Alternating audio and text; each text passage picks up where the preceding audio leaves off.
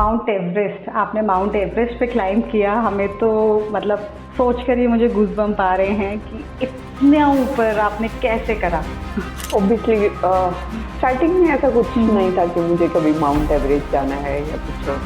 जब मैंने जॉब करना स्टार्ट किया तो सिर्फ ये था कि मैं बिजनेस वूमेन ही बनूं, और सडनली लाइफ ने एक ऐसा टर्न लिया और खुद को फील होना शुरू हुआ कि एक नॉर्मल लाइफ स्पेंड नहीं करनी, कुछ तो अपनी लाइफ में एक्स्ट्रा ऑर्डिनरी करना।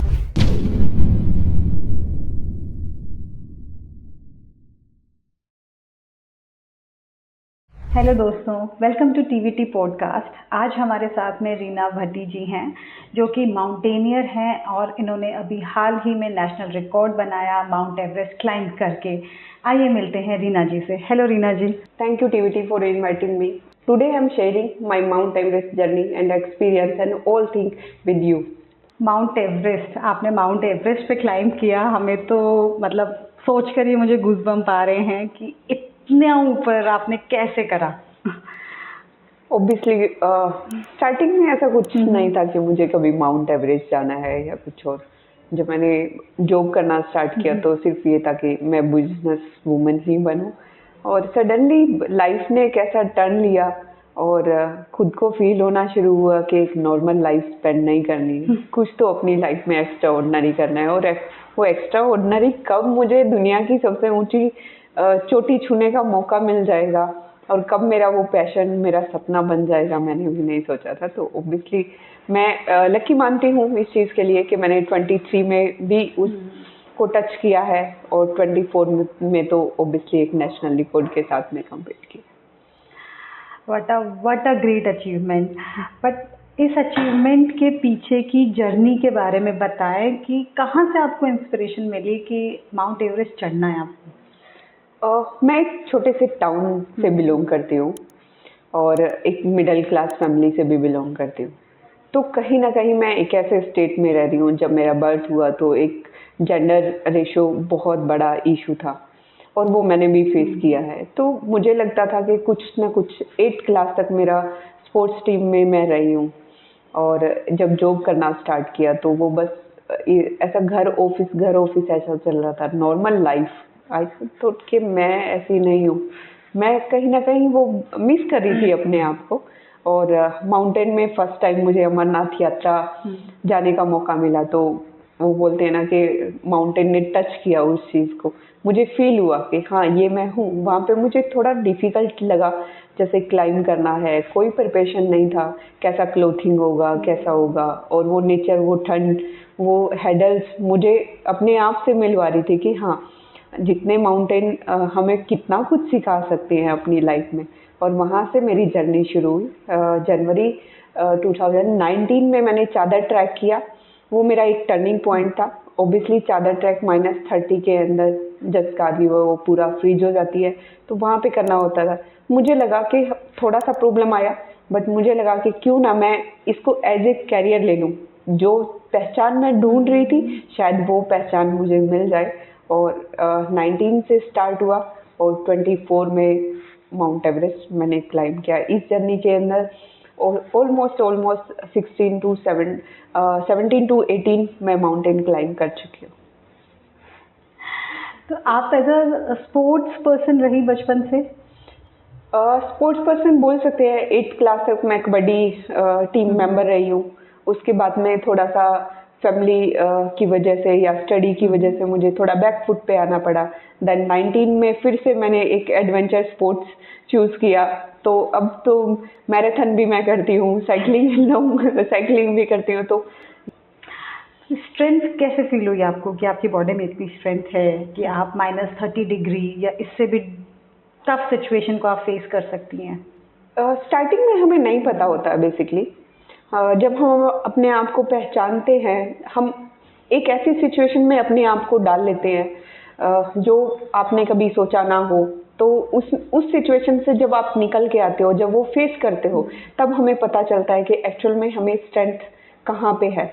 जैसे मैंने माउंट किलिमंजारो किया, वो एडवांस कोर्स करने के बाद में जब मैं बेसिक में गई थी तो मुझे बिल्कुल भी नहीं पता था। एक नॉर्मल ऑफिस रूटीन वाली लड़की बेसिक कोर्स करने जा रही है, जिसके अंदर माउंटेन के अंदर उसको रनिंग करना पड़ रहा है, रॉक क्लाइंबिंग करना पड़ रहा है, आइस क्लाइंबिंग, देन वो सीखती है कि माउंटेनिंग में क्या क्या हैडल्स आ सकते हैं, कैसे कैसे उनको इम्प्रूव करना है, कैसे उसको नेग्लेक्ट करके आगे बढ़ना है।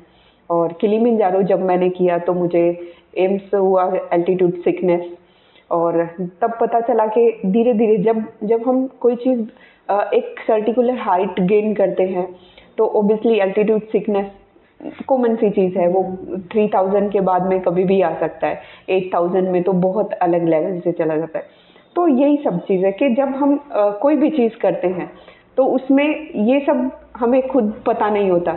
एक्चुअल में मैं मानती हूँ कि सब चीज़ें हमारे माइंडसेट पे डिपेंड करती है। हम बहुत बार अपने आप को इतना छोटा सोच लेते हैं जबकि ऐसा होता ही नहीं है। आपकी इस क्लाइंबिंग जर्नी में कभी आपको ऐसा फील हुआ कि अब आगे नहीं हो सकता मुझसे, ये मैंने क्या कर लिया, मैं कहाँ पहुँच गई हूँ, और उस 2 मिनट के फ्रेज के बाद देन आपने अपने आप को वापस से रेडी किया कि नहीं, I have to do this, मैं ये करने ही आई हूँ? ऐसा हुआ आपके साथ में? ऐसा बहुत बार होता है।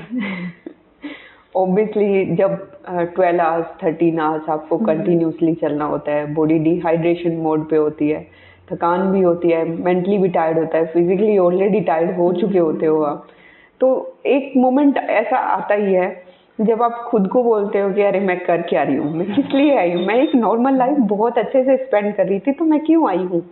बट सडनली माइंड के एक लास्ट कॉर्नर में ये रहता है कि हम जिस चीज़ के लिए हमने शुरुआत की थी, क्यों शुरुआत की थी, वो रीज़न हमेशा माइंड के अंदर रहता है।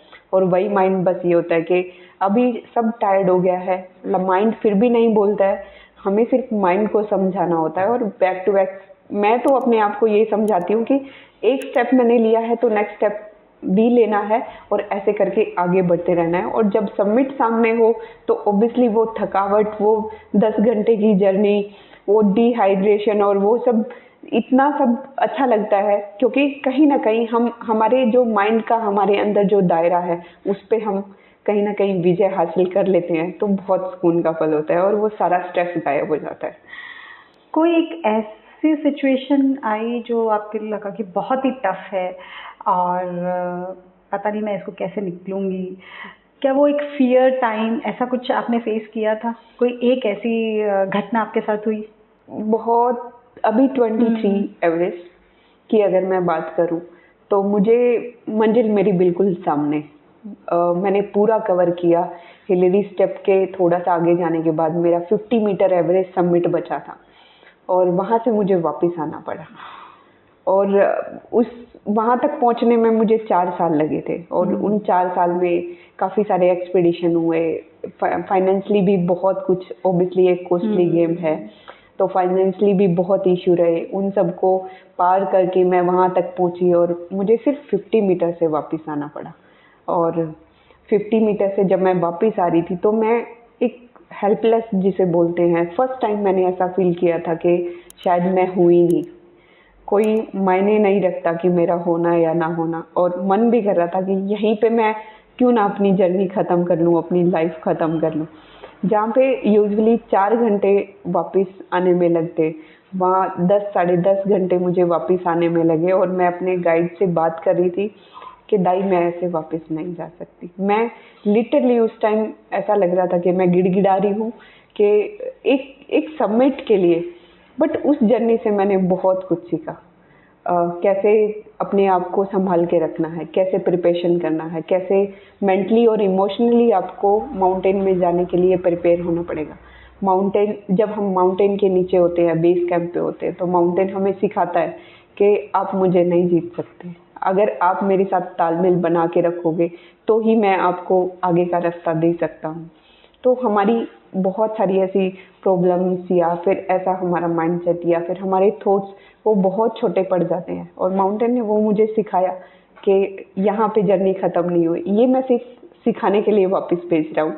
1024 में कम बैक किया और एक नेशनल रिकॉर्ड के साथ में कंप्लीट किया, तो मुझे लगा कि शायद माउंटेन सिखाना चाह रहे थे और ये आना भी बहुत ज़रूरी है हमारी लाइफ में।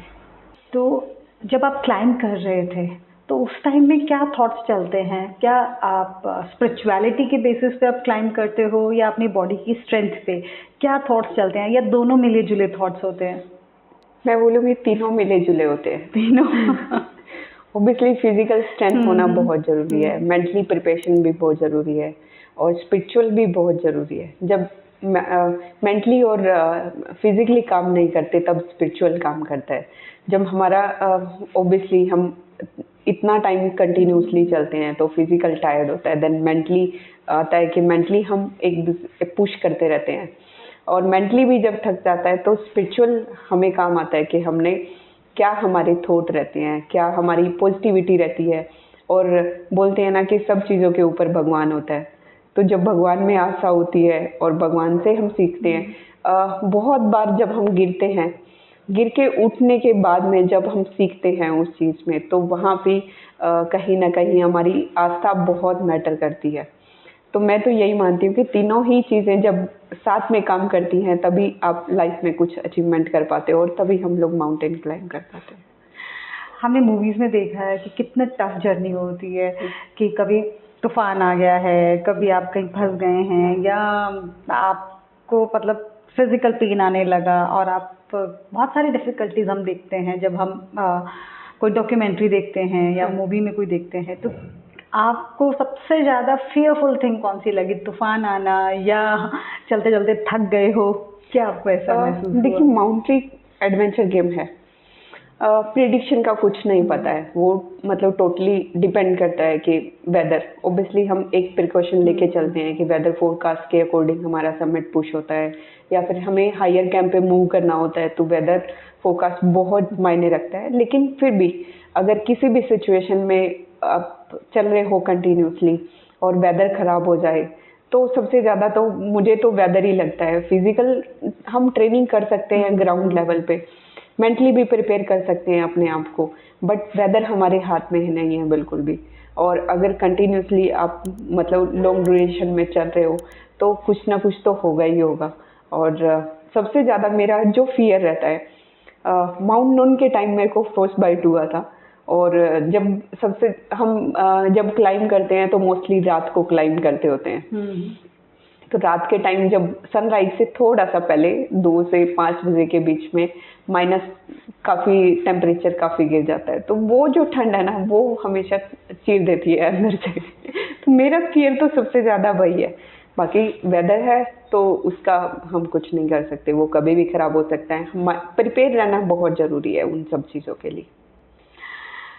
तो जो हमारे व्यूअर्स इंस्पायर होके इस लाइन में आना चाहते हैं, तो आप उनको प्लीज़ एक छोटा सा गाइड करें कि उनको क्या प्रिपरेशन की ज़रूरत है इनिशियली, कि वो अपने आप को सोच सकें कि हम भी माउंटेन एवरेस्ट क्लाइंब कर सकते हैं। फिजिकली प्रिपरेशन होना बहुत ज़रूरी है, जिसमें स्ट्रेंथ ट्रेनिंग भी है, वेट ट्रेनिंग भी है, लॉन्ग ड्यूरेशन रनिंग भी है और हार्ट रेट पे काम करना भी ज़रूरी है। देन मेंटली में योगा या फिर मेडिटेशन वगैरह से आप कर सकते हो। और टीम वर्क बहुत ज़रूरी है कि आपको एटलीस्ट आप टीम मेंबर साथ में चल रहे हैं तो वो उनका सपोर्ट भी मिलता है। कई बार आप बहुत टायर्ड हो जाते हो तो वो आपको सपोर्ट कर सकते हैं। और अगर मैं उसकी बात करूं कि जिस फील्ड में आप हो एटलीस्ट उसका बेस आपको पता होना चाहिए। आजकल की अगर मैं बात करूं तो कहीं ना कहीं 8000 माउंटेन बहुत पॉपुलर हैं, बट वो एक्सट्रीम लेवल पे चले जाते हैं। तो 3000 की हाइट से स्टार्ट करें, ट्रैकिंग को समझे, हाइकिंग को समझे, then 6000 7000 process to process mountain climb करें। और साथ ही साथ इक्विपमेंट का भी पता होना चाहिए। और कहीं ना कहीं ये शॉर्ट टर्म में हम लोग 8000 में चले जाते हैं, तो उसके बारे में जो इक्विपमेंट हम यूज़ कर रहे हैं ज़रूरी नहीं है कि वो हाई रेट हो या फिर अच्छे ब्रांड का हो, बट इक्विपमेंट क्या यूज़ कर रहे हैं, क्या उसके अंदर फैब्रिक यूज़ हो रहा है, क्या मटेरियल यूज़ हो रहा है, या फिर किस इक्विपमेंट का क्या काम है, उसके बारे में एटलीस्ट पता होना चाहिए। आपने स्टार्टिंग में शेयर करा था कि कहीं ना कहीं एज अ गर्ल कहीं ना कहीं पार्शियलिटी तो रहती है। तो अब जब आपने माउंट एवरेस्ट क्लाइंब किया तो अब आपके आसपास जो लोग हैं उनका बिहेवियर पैटर्न चेंज हुआ? हाँ बिल्कुल। होता है। और कहीं ना कहीं अगर मैं उसी जेंडर रेशो की बात करूँ तो हरियाणा ने बहुत ग्रोथ किया है इस चीज़ के लिए। और आजकल अभी ओलंपिक और पैरा ओलंपिक की बात करें तो सबसे ज़्यादा हरियाणा हरियाणा के मेडल्स रहे हैं। और वो चीज़ देखने आज इम्प्रूव भी हुई है और देखने में भी मिलती है। बट कहीं ना कहीं माउंटेनिंग फील्ड में आज भी वो चीज़ है कि जहाँ पे अगर 5 मेंस हैं वहाँ पे सिर्फ एक ही फीमेल है, तो कहीं ना कहीं ये जेंडर इशू वहाँ भी बना हुआ है। तो होप्स हो कि नेक्स्ट आने वाले टाइम में ये सब चीज़ें इम्प्रूव हो और ये सब हमें देखने को मिले कि जितना मेल्स माउंटेन में देखने को मिलता है उतना फीमेल्स भी देखने को मिले। अब आपका नेक्स्ट गोल क्या है? ऑब्वियसली दो highest, world highest and world fourth highest में क्लाइम कर चुकी हूँ। वर्ल्ड 7th हाईएस्ट अटेम्प्ट किया बट कैंप 2 से वापस आना पड़ा। और अभी वर्ल्ड वाइड 8,000 पीक है, तो मैं उन सब पे अपने देश का झंडा लहराना चाहूँगी। आपने किलिमंजारो एंड एल्ब्रस दोनों कॉन्टिनेंट्स कवर करे हैं, तो इन दोनों के क्या मतलब डिफ़िकल्टी पार्ट रहे आपके कवर अप करने में? दोनों ही कॉन्टिनेंट डिफरेंट है। किलिमंजारो मैंने फर्स्ट में किया था, तो ऑब्वियसली वो मेरे को इतना ज़्यादा नॉलेज नहीं था। और उसमें काफ़ी चीज़ मुझे सीखने के लिए मिली। डेजर्ट है और कोई आसपास माउंटेन नहीं है, और वहाँ की जो एनवायरनमेंट है या फिर फॉरेस्ट है और जो माउंटेन है उसके सिर्फ कैप पे ग्लेशियर है, तो ऑब्वियसली वहाँ पे एक अलग वो था। बट उसके जस्ट अपोजिट ही माउंट एल्ब्रस है, यूरोप हाईएस्ट पीक, जिसमें ठंड उतना ही अपोजिट में है। तो एक ठंड बहुत मैटर करता है और कहीं ना कहीं हाइट भी बहुत मैटर करता है। एमएस मैंने जिक्र किया था कि एल्टीट्यूड सिकनेस वहाँ पे बहुत ज़्यादा देखने को मिलता है। जैसे जैसे आप हाइट गेन करते हो तो वो होता है। बट दोनों का कल्चर बहुत सिमिलर तो नहीं बोलेंगे हम, दोनों का कल्चर बिल्कुल अलग है। हाँ, अगर फूड की और उनके बारे में बात करें तो ओबियसली मैं माउंटेन क्लाइंब करती हूँ और मुझे ट्रैवलिंग का भी शौक रहा है, तो दोनों की चीज़ें मुझे बहुत अच्छी लगी और बहुत एक्सपीरियंस थी मेरे लिए। फूड के लिए क्या क्या स्पेशल फूड एंड न्यूट्रिशन की प्रिपरेशन की ज़रूरत होती है जब आप ऐसे स्पोर्ट्स के लिए आप आगे बढ़ते हैं? तो फूड न्यूट्रिशन की बात करूँ तो 6,000 या फिर 7,000 के लिए इंडिया में जब हम क्लाइंब करते हैं तो कोई प्रॉब्लम नहीं आती। ऑब्वियसली हमें वेजिटेरियन हर तरीके का फूड मिल जाता है। बट जब आउट ऑफ द कंट्री अगर हम क्लाइंब करते हैं तो हाई प्रोटीन फूड हमारे पास होता है। और दूसरा डिहाइड्रेशन का मतलब हाइड्रेशन का बहुत ध्यान रखना पड़ता है कंटिन्यूसली। लिक्विड जितना हम ले सकते हैं उतना हम ले, बाकी हाई कैलोरी और वो सब।